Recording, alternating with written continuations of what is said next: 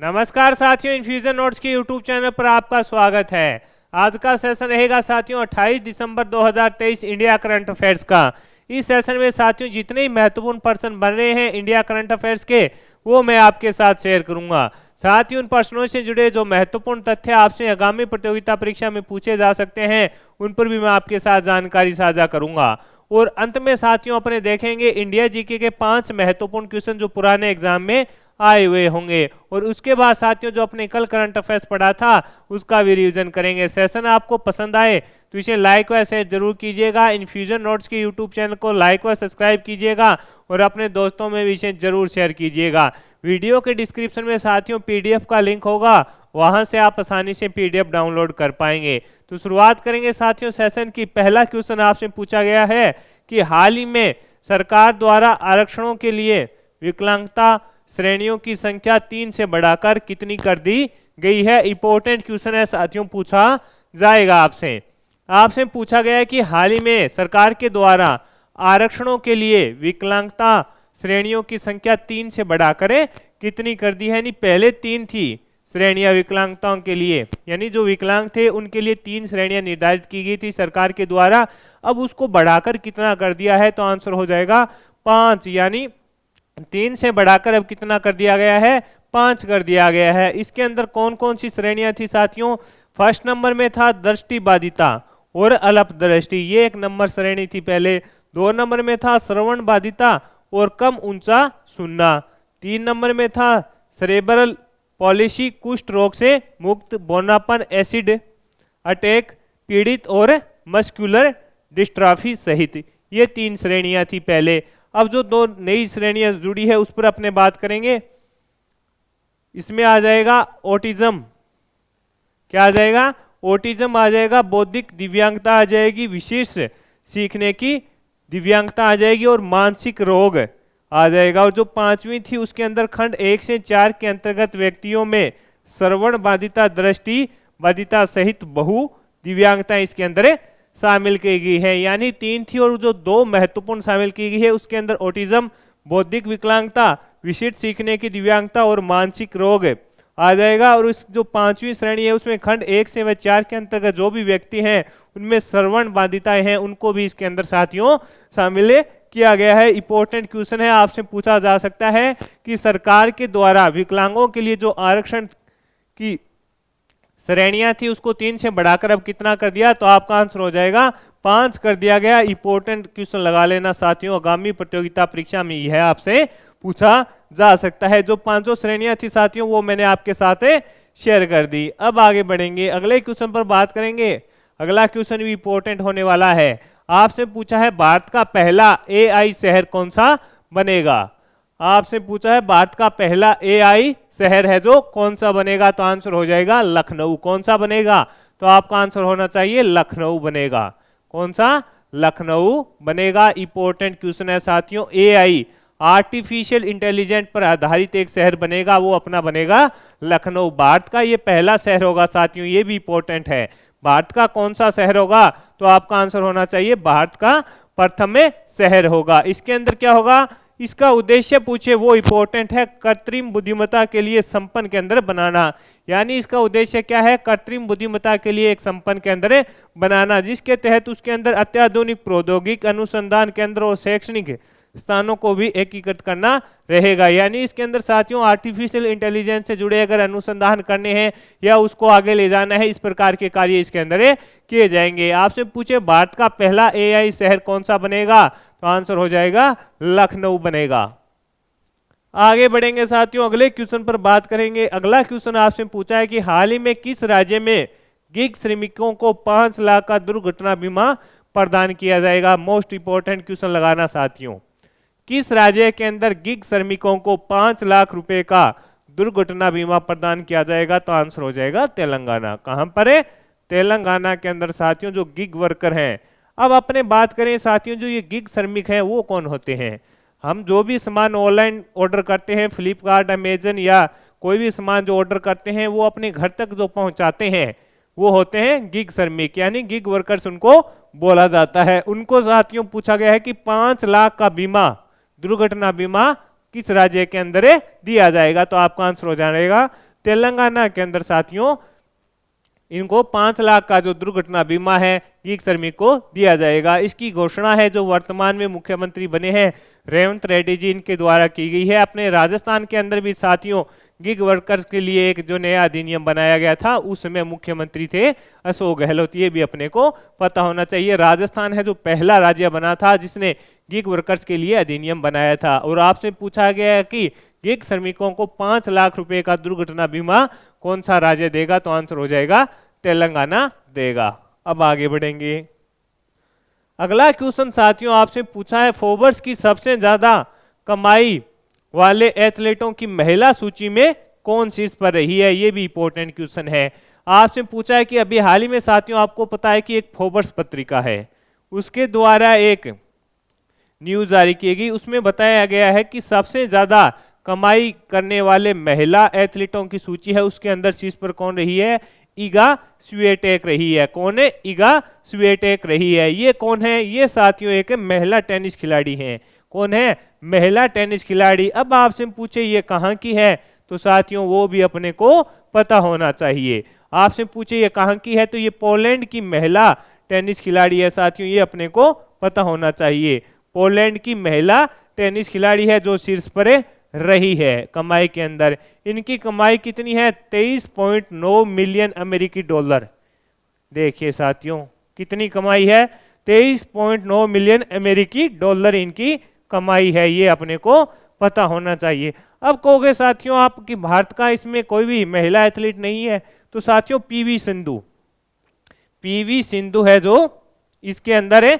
अपने जो बैडमिंटन की खिलाड़ी है वो 16वें स्थान पर है। कितने, 16वें स्थान पर हैं। और उनकी जो कमाई है वो साथियों करीब 7.1 मिलियन अमेरिकी डॉलर के आसपास है बताई जा रही है। उनकी कमाई कितनी है, 7.1 मिलियन अमेरिकी डॉलर के आसपास है बताई जा रही है। पहले स्थान पर रही है इगा स्विएटेक, ये पोलैंड की महिला टेनिस खिलाड़ी हैं, ये अपने को पता होना चाहिए। अगर बात अपने भारत की करें साथियों, तो भारत के अंदर है जो पीवी सिंधु बैडमिंटन की खिलाड़ी है, वो संयुक्त रूप से इस सूची के अंदर 16वें स्थान पर रही है। उनकी कमाई है जो 7.1 मिलियन के आसपास है बताई जा रही है।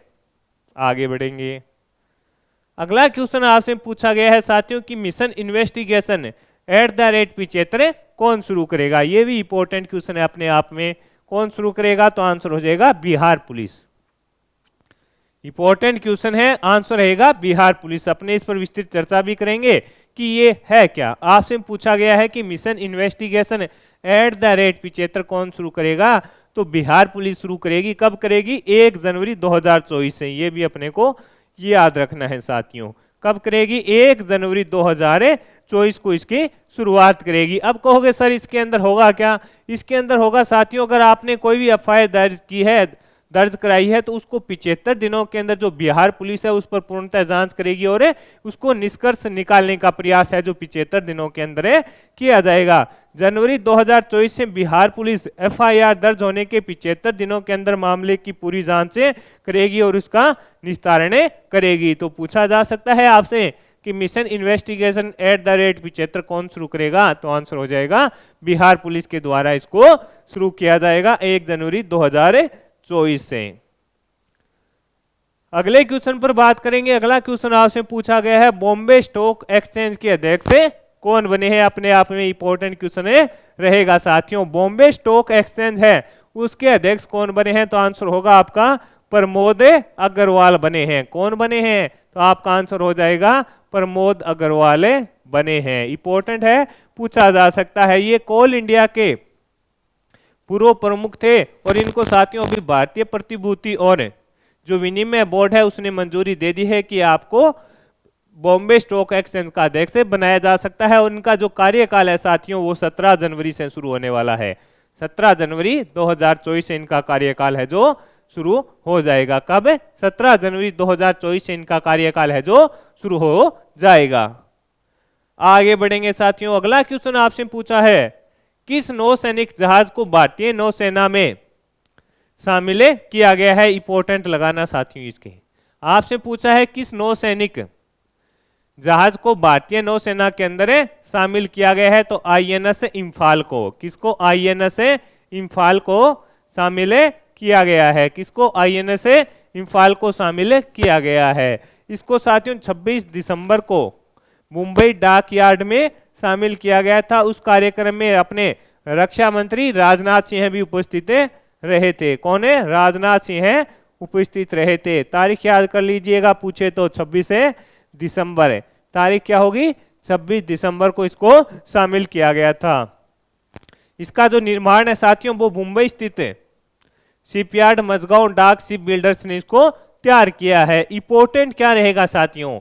ये जो कौन से प्रोजेक्ट पर इसको तैयार किया गया है वो रहेगा 15B। ये इंपॉर्टेंट है। इसका जो प्रोजेक्ट है साथियों वो इंपॉर्टेंट है। वो अगर आपसे पूछे वो रहेगा प्रोजेक्ट 15B। इंपॉर्टेंट ये है। और यहां से अगर क्वेश्चन पूछे तो अपना गलत नहीं होना चाहिए। कौन सा प्रोजेक्ट रहेगा? 15B इसका प्रोजेक्ट साथियों रहेगा।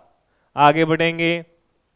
अगला क्वेश्चन आपसे पूछा है कि नए टेलीकम्युनिकेशन बिल 2023 को किसने मंजूरी दे दी है? नए टेलीकम्युनिकेशन जो बिल है उनको मंजूरी किसने दे दी है? तो आंसर हो जाएगा राष्ट्रपति द्रौपदी मुर्मू जी के द्वारा मंजूरी दे दी गई है। मंजूरी दे दी गई है तो क्या है? वो अपने आप में क्या बन गए हैं? कानून बन गए हैं। क्या बन गए हैं? राष्ट्रपति जी के द्वारा उनको मंजूरी दे दी गई है तो वो अपने आप में कानून बन गए हैं। अब इसमें अंदर क्या है साथियों? नए नियम में प्रमुख ये है, अगर कोई भी नई सिम फर्जी लेता है यानी सिम फर्जी लेगा तो उस पर 3 साल की सजा व 50 लाख रुपए का जुर्माने का प्रावधान किया गया है। 3 साल की सजा, 3 साल की सजा व 3 साल की सजा व 50 लाख रुपए तक के जुर्माने का इसके अंदर है प्रावधान है जो किया गया है। ये भी अपने को पता होना चाहिए साथियों। आगे बढ़ेंगे, अगले क्वेश्चन पर बात करेंगे। अगला क्वेश्चन आपसे पूछा गया है संतोष झा को किस देश में भारतीय उच्चायुक्त नियुक्त किया गया है? तो आंसर हो जाएगा श्रीलंका। संतोष झा को किस देश में भारतीय उच्चायुक्त के रूप में नियुक्त किया गया है? तो आंसर हो जाएगा श्रीलंका। आंसर क्या रहेगा? श्रीलंका। ये इंपॉर्टेंट है। आंसर हो जाएगा आपका श्रीलंका के अंदर नियुक्त किया गया। ये किसका स्थान लेंगे? गोपाल बागले का स्थान लेंगे। और गोपाल बागले हैं साथियों, इनको ऑस्ट्रेलिया के अंदर नियुक्त किया गया है। ये भी अपने को पता होना चाहिए। जो गोपाल बागले हैं उनको साथियों ऑस्ट्रेलिया के अंदर भारतीय उच्चायुक्त के रूप में नियुक्त किया गया है। ये अपने को पता होना चाहिए। अगले क्वेश्चन पर बात करेंगे साथियों। अगला क्वेश्चन आपसे पूछा है कि हाल ही में सोशल स्टॉक एक्सचेंज पर सूचीबद्ध होने वाली इकाई कौन सी बनी है? तो आंसर हो जाएगा SGBS उन्नति फाउंडेशन। ये क्या है? SGBS उन्नति फाउंडेशन है। उसको साथियों सोशल स्टॉक एक्सचेंज पर सूचीबद्ध होने वाली इकाई बनी है। इसके अंदर होगा क्या? इसके अंदर साथियों जो NGO होते हैं, कल्याणकारी कार्य करते हैं, उनको इसके अंदर शामिल किया गया। इससे ये फायदा होगा, ये अब प्रमाणित हो गए हैं कि ये बेहतरीन कार्य करे हैं। इसके लिए इनको साथियों फंडिंग भी मिलना शुरू हो जाएगा। तो इंपॉर्टेंट है, पूछा जा सकता है।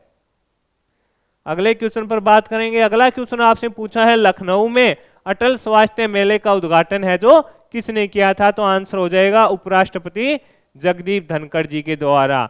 लखनऊ में अटल स्वास्थ्य मेले का उद्घाटन किसने किया? तो आंसर हो जाएगा उपराष्ट्रपति जगदीप धनखड़ जी के द्वारा साथियों किया गया था। अटल बिहारी वाजपेयी की स्मृति में 2 दिवसीय अटल स्वास्थ्य मेले का आयोजन किया गया था लखनऊ के अंदर।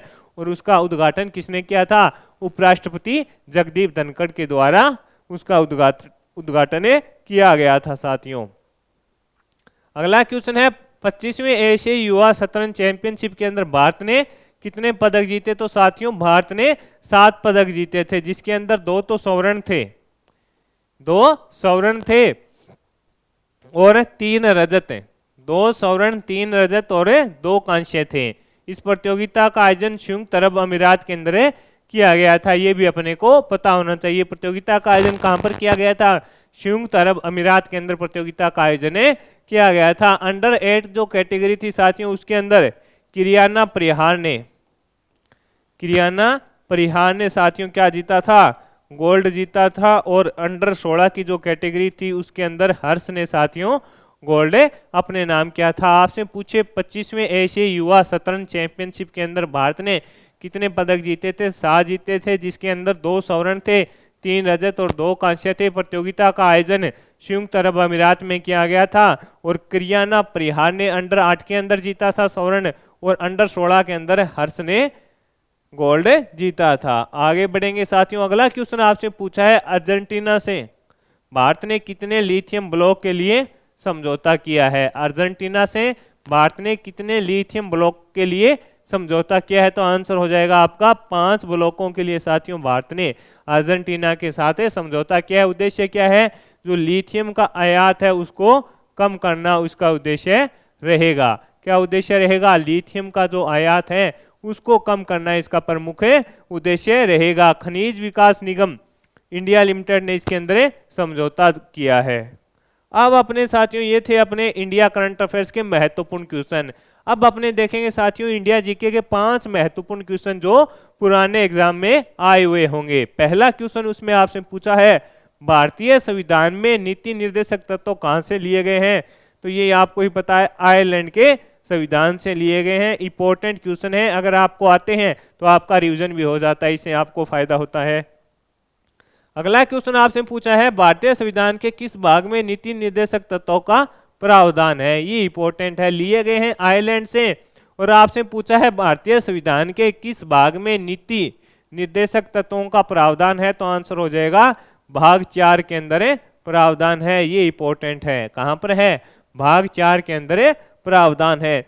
संविधान का 42वां संशोधन किस वर्ष में किया गया था, तो आंसर है 1976 में किया गया था। ये इंपॉर्टेंट लगा लेना साथियों, कब किया गया था, तो आंसर हो जाएगा 1976 के अंदर किया गया था।